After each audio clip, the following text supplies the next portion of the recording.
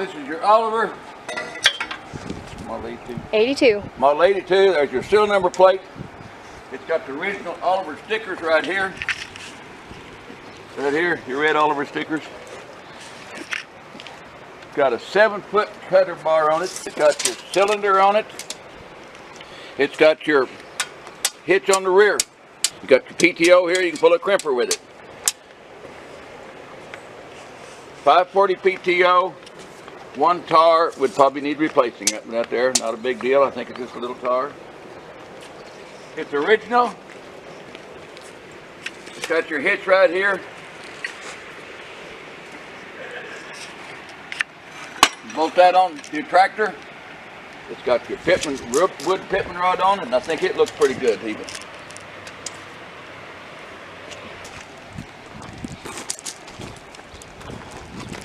Zach, get that yellow chalk. You want to mark these out here.